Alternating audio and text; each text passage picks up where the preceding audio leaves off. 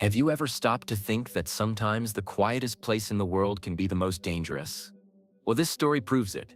And before we continue, tell me, are you already subscribed to the channel? If not, take this opportunity to subscribe, like and comment on what you find strangest about this case.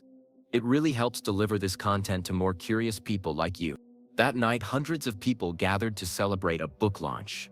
An elegant, respectful, almost sacred event. Until, amid the absolute silence, a man fell dead. No scream, no bang, nothing. How is it possible that, with so many people nearby, no one heard the shot? More than a crime. What happened in that library was a puzzle that challenged logic, physics, and even history. And this is where the paradox begins.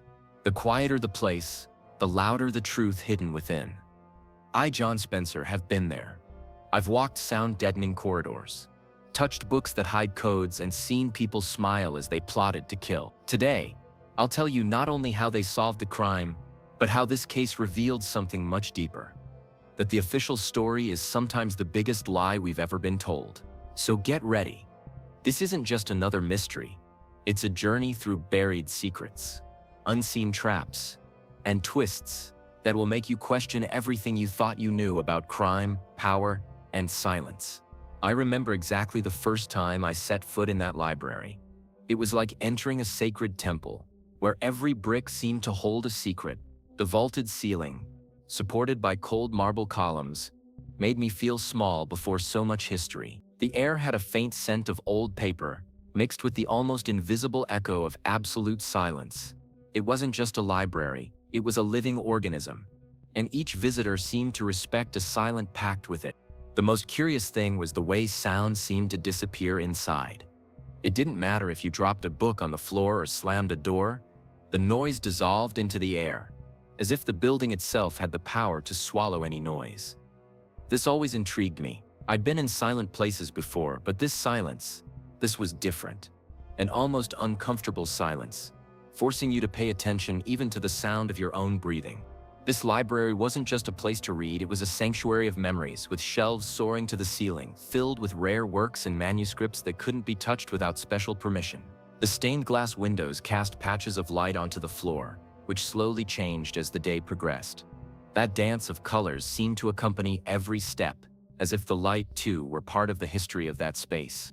And it was in this imposing setting that, one night, hundreds of people gathered for an event that promised to be memorable. The launch of a months-awaited book by a famous author brought journalists, academics, and curious onlookers from far and wide. No one yet knew that, just hours later, this sacred place would become the scene of a crime that would defy not only logic, but the very nature of silence. That evening had a different glow. I arrived early, not just as a guest, but as a keen observer, a habit I'd acquired over the years. The main entrance was crowded, a sea of heavy coats and hushed conversations. The air was a mix of expensive perfume and anxiety. The book's author, an intellectual with a striking presence, had the gift of attracting both passionate admirers and silent detractors. And everyone, without exception, was there. The event's organization was impeccable. Tables lined with glasses, trays of snacks, background music playing at a volume so low it almost blended into the place's characteristic silence. I moved between groups, hearing snatches of dialogue, veiled criticism, exaggerated praise, and every now and then that sidelong glance that spoke volumes. Events like these are like a stage. Each guest wears a mask, and it's not always the most welcoming.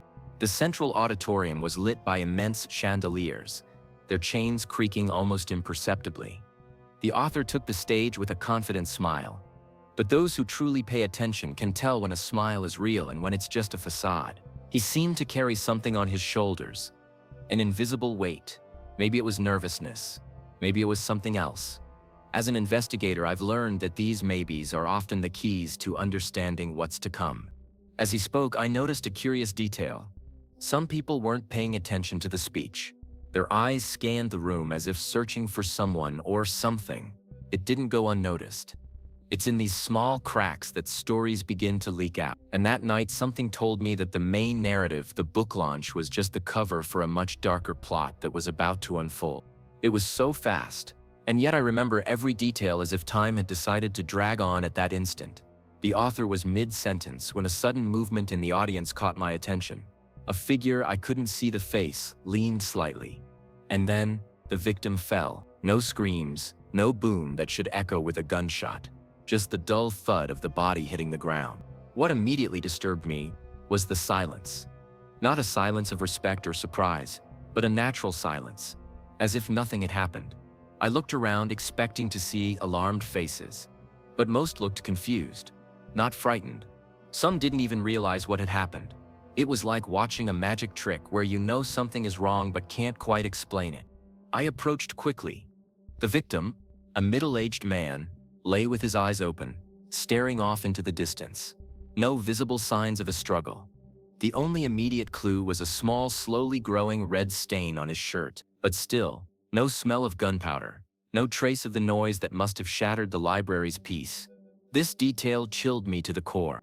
While some were beginning to grasp the gravity of the scene, I already knew I was facing something much bigger than a simple murder. It was as if the crime had been planned to happen without leaving a trace, and without making a sound. And deep down, something told me that this trick was directly related to the secrets that building had been hiding for over a century. The man now lying lifeless on the library floor was no stranger to me. His name was Dr. Alvaro Mendonça, a university professor and one of the most respected and feared names in ancient history academia. He was known for his sharp eye and the courage to point the finger at what he considered fraud. It didn't matter if the accused was a junior student or a renowned researcher. If Alvaro found plagiarism, he exposed it. And this, of course, earned him more enemies than friends. For years, he published works that challenged established theories, sparking heated debates at conferences. Many said he not only sought the truth, but also the pleasure of seeing the embarrassment on the faces of those he publicly contradicted.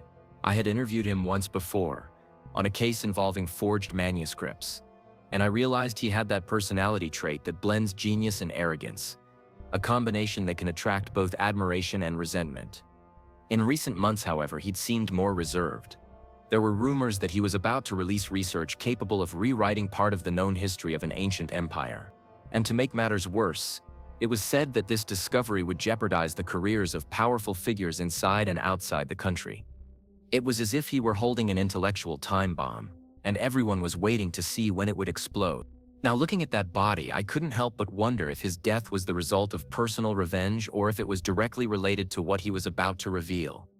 And if it was the latter, what exactly had he discovered that would be worth a life? I had a vague clue, but I couldn't say for sure yet. As the chaos began to unfold, I attempted to identify the first people near the victim. My goal was clear: to capture details before chaos, and selective memory distorted the facts. I spoke with 3 guests who were less than 2 meters from the professor. All, without exception, claimed to have seen Alvaro standing, smiling, and then on the ground. But when I asked about the attacker, the answers were inane. It was as if the perpetrator were invisible. The most intriguing thing was the uniformity of the accounts. Normally, in stressful situations, versions vary. Each person remembers a different, even conflicting detail. But here it seemed as if everyone had watched the same movie and memorized the same scenes. This made me suspicious. Either there was psychological manipulation at play, or we were facing a modus operandi, very well rehearsed operandi. A woman, her hands trembling, told me something curious. I looked to the side for a moment, and when I turned back, he was already falling, but I didn't see anyone close enough to touch him. Another witness, a young man in his 30s, said he felt as if time had skipped a beat at that moment. Vague phrases, but they sounded like clues to me. As I wrote everything down, I noticed that the more I tried to extract details, the more people's faces darkened. It was as if a shadow of fear had spread across the room. Fear not only of what they saw, but perhaps of what they might discover if they looked more closely. I've always believed that each place carries its own sound signature. Some have a prolonged echo, others return sound with a delay.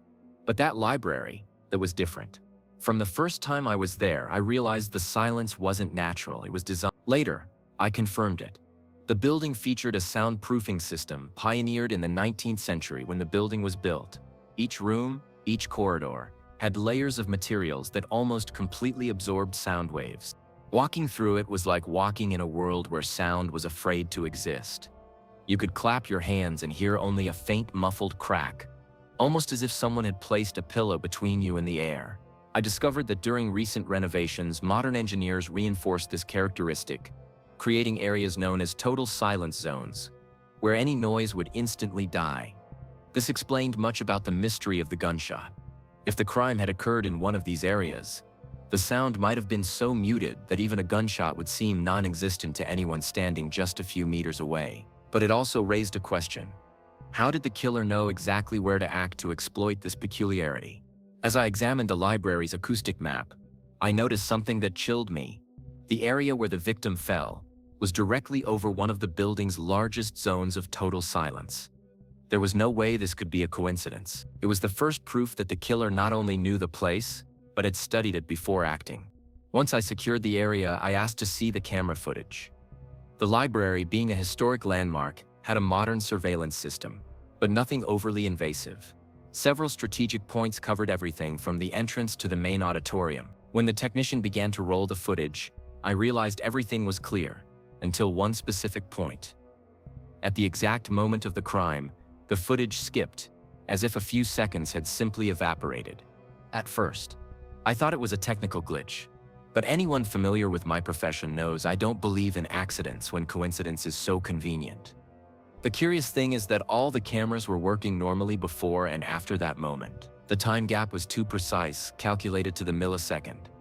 This isn't a glitch, it's sabotage. And worse, it required access to the system. When I asked the person in charge of monitoring, he swore he hadn't recorded any maintenance or issues in the past few months. So how could someone have managed to erase or corrupt just that one section? It required technical skill and insider knowledge, and suddenly the list of suspects became a little shorter and more dangerous. But there was one detail that intrigued me.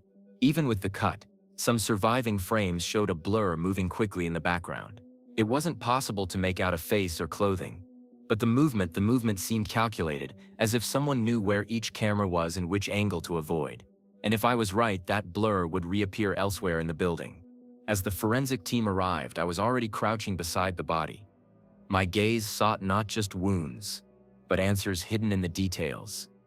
And it was there, on the dark wooden floor, that I found what would change the course of the investigation. The bullet. It was intact enough to be analyzed, and there was no sign of deformation typical of impact with hard surfaces. Strange. Even stranger was the fact that, around the victim, there were no traces of gunpowder, no distinctive odor in the air. Anyone who's ever been near a gun firing knows it's impossible not to smell the strong, burning odor. And there was none of that here. This led me to consider more unlikely hypotheses, such as the use of an unconventional firing device, perhaps a pneumatic weapon, or something even more ingenious. Something designed to kill quietly and without the typical marks most criminals leave behind. The forensic examination confirmed my suspicions. The projectile was compatible with a common caliber, but showed no residue to suggest it had been fired with gunpowder. This meant the weapon used could have been modified, perhaps to reduce the sound or to avoid leaving detectable chemical traces. Whatever the answer, we were dealing with someone who knew exactly what they were doing. I held the bullet in my glove and looked around. The scene was becoming increasingly clear to me. This wasn't just a murder, it was a meticulously planned experiment. And if I wanted to find the culprit, I'd have to think like him, which to my surprise would lead me to a place I'd been before, but not inside this library. Among Alvaro's belongings was a small black-covered notebook, worn at the edges. It wasn't an ordinary diary, more like a personal diary, with quick notes, abbreviations, and codes that to the untrained eye might seem insignificant. Leafing through the pages, I noticed that the day of the crime was marked curiously. An appointment had been noted just hours before the event. Just a time, a place, and 2 letters. This caught my attention because apparently he hadn't told anyone about this meeting. Not colleagues, not assistants. The location was also peculiar. A little used wing of the library, closed to the public since the last renovation. It was almost like arranging a meeting in the perfect place to hide. The kind of detail that for me sets off all the alarm bells. The next page contained hurried scribbles, as if he'd written something important while moving. Among the legible words were historical terms, references to a manuscript, and something about proving him wrong. To whom was he trying to prove something? That question began to pound in my head. If there was someone with so much to lose in the face of a revelation, they might have reason enough to silence him forever. I closed the diary and put it in the inside pocket of my coat. I knew that following this lead would bring me face to face with someone I didn't want to be found. But to understand what happened that night, I needed to find out who SP was and what exactly was discussed in that secret meeting. Investigations like this don't start from scratch. They feed on old stories, lingering grudges, and unresolved debts. In Alvaro's case, it wasn't difficult to come up with names. The first on the list was a former student, Ricardo Salas, who had been expelled for academic fraud. According to records, Alvaro not only proved the plagiarism, but also made a point of making the case public, ruining the young man's chances at the university. Years later, Ricardo still harbored open hatred, reflected in bitter comments spread across social media. The second name was Helena Duarte, a department colleague and intellectual rival. Their relationship was never cordial. Helena accused Alvaro of using aggressive methods to debunk other people's theories, and on more than one occasion they nearly came to blows at conferences. The difference was that this time, there were rumors that Alvaro's new research would ridicule one of Helena's most award-winning works. The third name, and perhaps the most curious, was Vera Montero, owner of a prestigious publishing house. Years ago, Alvaro rejected a publishing proposal from her so bluntly that it became a running joke in the publishing world. Worse still, he went on to work with a direct competitor of Vera's. Few knew it, but she was present at the event on the night of the crime, and she wasn't on any official guest list. These three names formed the initial core of my investigation, each with a strong motive, each with a direct connection to the victim. But what bothered me was the feeling that behind these obvious figures, there was someone else, someone not on the lists, but who had their hands in the center of this web. During my thorough search of Alvaro's belongings, I found something that at first glance seemed like a forgotten relic.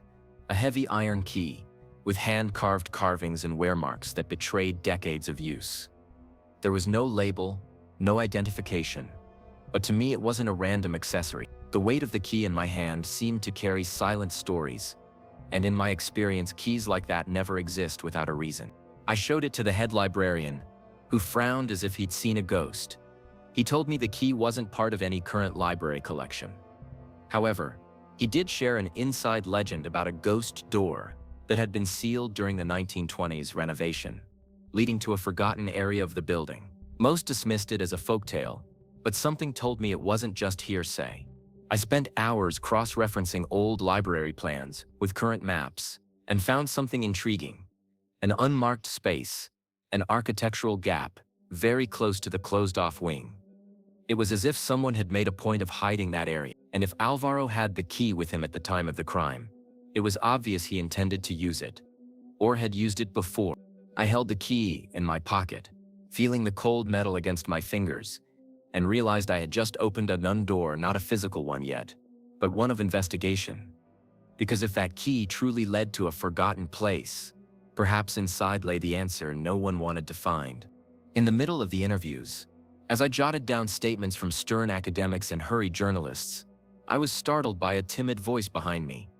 It was a girl no more than 8 years old, clutching her mother's hand tightly. Her wide eyes stared at me with a mixture of curiosity and fear. And before her mother could intervene, she said something that made the air around me feel heavier. "I saw a man with white gloves coming out the next door." The sentence came quickly, but with the raw certainty only children possess, the kind unpolished by the fear of being wrong. I asked her where exactly she'd seen this man, and she pointed to a narrow corridor connecting the auditorium to a little-used wing of the library. An important detail: that side door wasn't on the most recent maps, and the librarian assured me it had been locked for years. The strangest thing was that in the rush, no one else had noticed this passage. The girl's information not only rekindled the theory of a planned escape route, but also connected with the idea that the killer knew every architectural secret of the building. As her mother tried to pull her away, I pressed for more information. She said the man wasn't running. He walked as if he had all the time in the world. He wore a wide-brimmed hat that hid his face, and a long coat that nearly touched the ground. But it was the white gloves that stuck with her. According to her, they looked like a magician's. It was a peculiar detail out of context, and it could very well be the most solid visual clue we had so far. I recorded every word, aware that children can blend imagination and reality, but also that they are often the ones who see what adults ignore. If that man in the white gloves really existed, I needed to find out who he was. And most importantly, how he managed to walk through a door that officially should no longer exist. The question of silence still lingered in my mind like a non-existent echo. A shot without sound, without smell, and apparently without direct witnesses. Something like that doesn't happen by chance. I returned to the scene and walked around the spot where the victim fell, mentally measuring distances and possible shooting angles. That's when I noticed that above one of the highest shelves, there were almost invisible marks in the accumulated dust. They looked like scratches in a straight line, as if something had been temporarily supported there. I asked the forensic team to examine that spot, and after a careful search, we found tiny fragments of metal and synthetic fibers.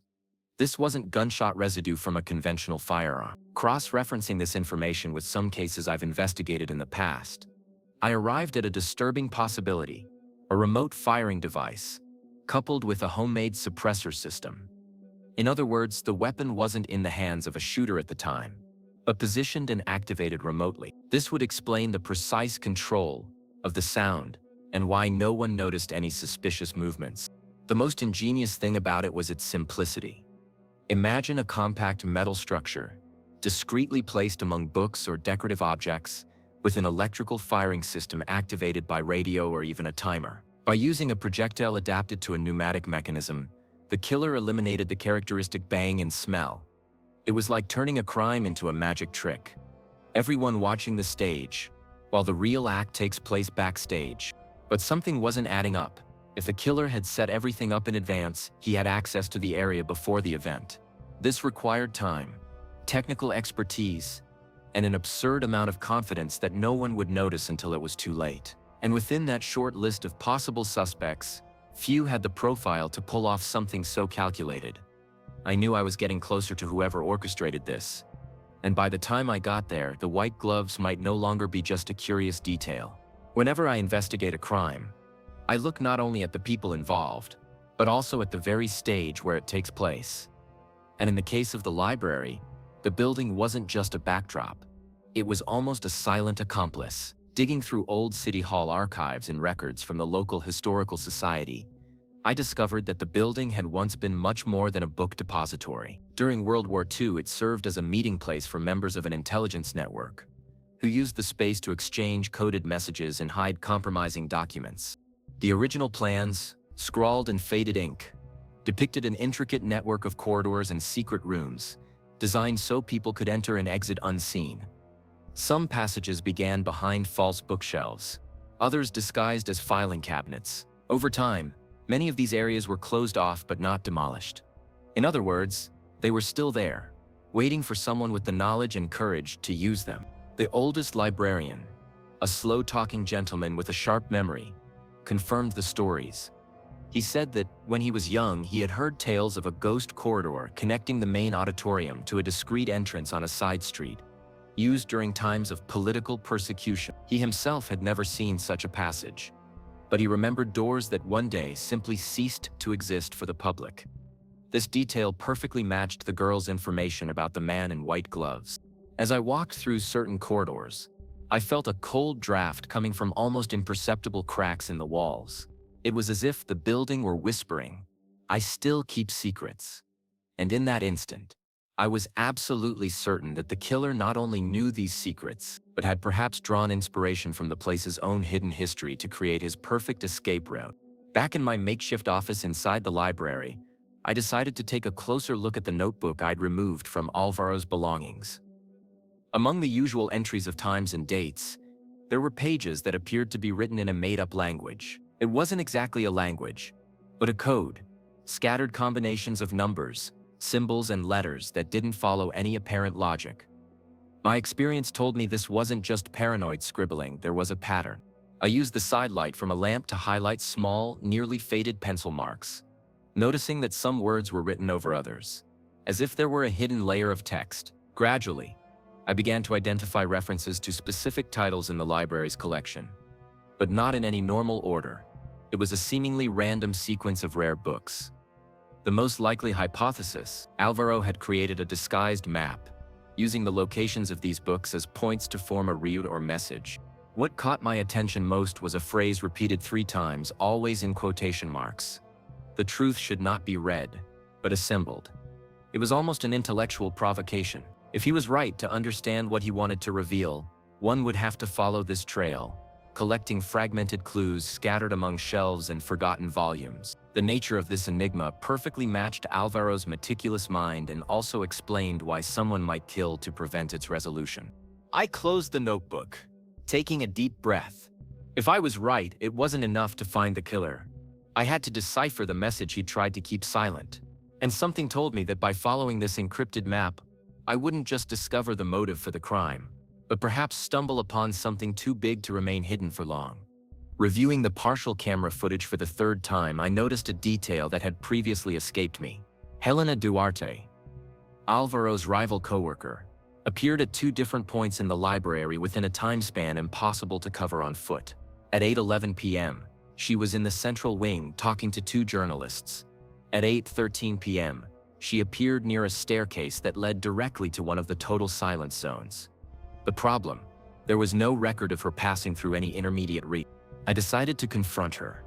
At first, Helena was indignant, claiming she never left the main hall during the speech. I asserted that the cameras were telling a different story. She countered by saying it must have been a misidentification, that someone who looked like her was in the 2nd location. But her eyes betrayed her own narrative. A quick downward shift, typical of someone trying to mentally escape an uncomfortable question.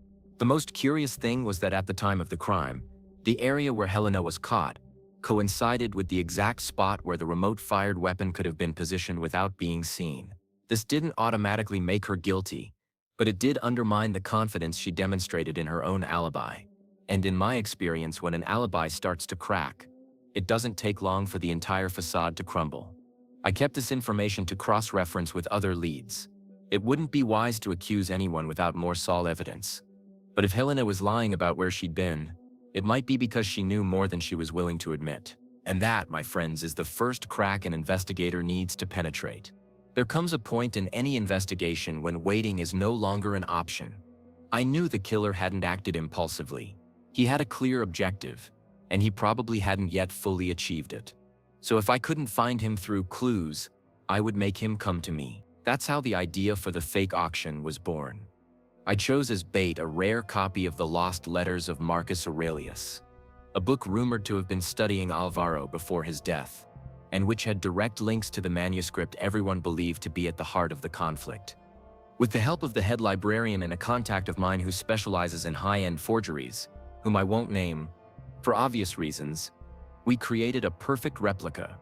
The announcement was made discreetly, circulating only within select circles of collectors and academics. The message was clear. The book would be on display for one night only, in a secluded room within the library itself, before being sent to an international buyer. It was an irresistible invitation for anyone who needed to get their hands on the contents before they disappeared. On the appointed night, I discreetly positioned additional cameras and kept a crew ready at strategic points. I myself remained in the room, pretending to be just another interested observer. While the book rested under a glass dome, the atmosphere was charged with that silent tension that precedes something inevitable. I knew that if my theory was correct, someone wouldn't resist the temptation to try to inspect the work more closely. And that's exactly what happened. Just before closing time, I noticed a shadow moving in the reflection of one of the windows. It wasn't just anyone. It was a figure in a long coat and white gloves. My heart raced, not out of fear, but with confirmation that the tide was about to turn. The man in the white gloves wasn't a ghost, and when I finally managed to intercept him, I realized he wasn't just after the fake book. He was after something much more specific.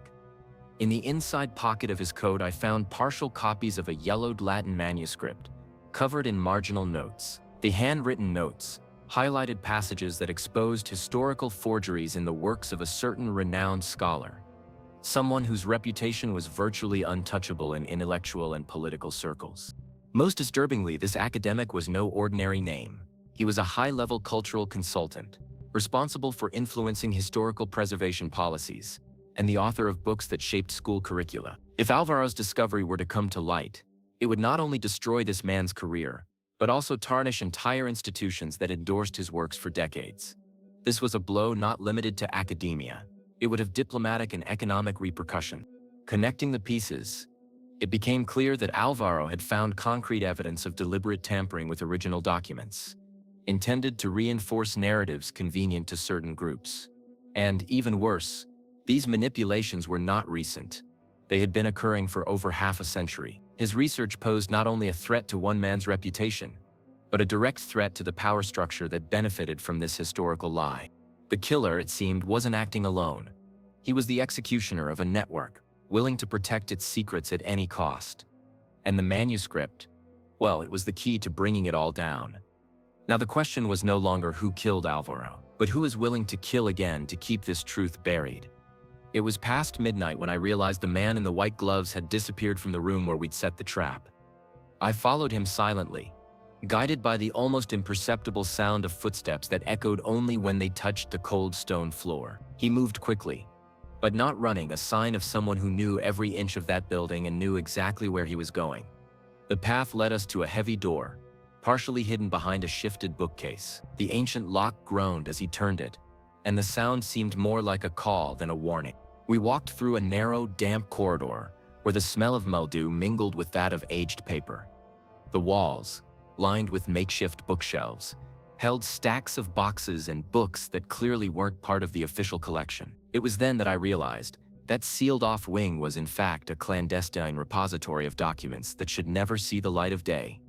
Among them, likely, was the original manuscript Alvaro had discovered, and the killer was there with a very simple and definitive mission: burn everything. When I entered, he had already spread fuel over boxes and books and was lighting a match with the methodical calm of someone following an order. The flame reflected off his white gloves, creating an almost theatrical contrast. I shouted for him to stop, and he slowly turned around, revealing a look that mixed contempt and relief. "You don't understand. This isn't about one man, it's about keeping the whole world standing," he said, before throwing the match to the ground. My reaction was instinctive. I ran and tackled him, smothering the initial flames with my coat. The smell of fuel filled the air, and the room became a cramped battleground, amidst falling shelves and boxes. When I finally managed to immobilize him, I took a deep breath, aware that if I had arrived seconds later, the evidence would have been reduced to ashes, and the case buried with it. With the white-gloved man in custody and the evidence finally secured, it seemed the case was coming to an end. But as I've learned over years in the business, tidy endings are often just disguised intermissions. As I drafted my report, revisiting every detail, an inconsistency began to bother me. It wasn't from the killer himself, but from someone who had been by my side from the very first minutes of the investigation. Always helpful, always helping with accurate information. The head librarian. I remembered how he'd come up with old library blueprints, how he knew exactly which doors were locked, how curiously he'd handed me the old key as if it were unimportant. Reviewing the victim's call and email logs, I found a letter sent days earlier to an encrypted address that, when traced, led to a terminal located in the librarian's office. Alvaro had apparently trusted him, and that trust had cost him his life. When I confronted him, he didn't deny it. He just smiled, that weary smile of someone who's already said goodbye to their freedom. "Do you think what you saved here today is the truth?" "No. It was only part of it. The rest will remain buried. And that's for the best." His words weren't threatening, but resigned. And in that moment, I realized he hadn't killed out of greed, but out of conviction. Twisted, dangerous, but conviction nonetheless. The librarian had been the true conductor of this silent symphony, using the man in the white gloves as a rare instrument. Watching him be led away, I understood the case was only superficially closed, because in crimes like these, what remains is not just the evidence, but the questions no one will dare answer. So, after everything you've heard, tell me, how many truths do you think are hidden right in front of you, disguised as silence? This case taught me that the most important clue isn't always the one that makes the most noise. Often it's the one no one notices because it's too quiet. And in your life, how many silences are you ignoring? Maybe there's something you need to investigate in your own daily life. A story that doesn't add up, a too convenient coincidence, or even people who seem to be helping you but are actually working against you? What would you do if you discovered that the truth might be too costly to tell? Would you have the courage to expose it, or would you prefer to keep the world standing, even if it's built on lies? If this story has kept you hooked this far, it's because you know that logic, observation, and courage aren't just for solving crimes, they're for life. Use this insight in any challenge at work, in relationships, in projects. Believe me, the world is full of silent libraries waiting to be explored. And before you leave, don't forget to subscribe to the channel, activate the bell, and leave your comment. I want to know what was the most surprising moment of this case for you. Who knows, maybe your insight will help solve the next mystery.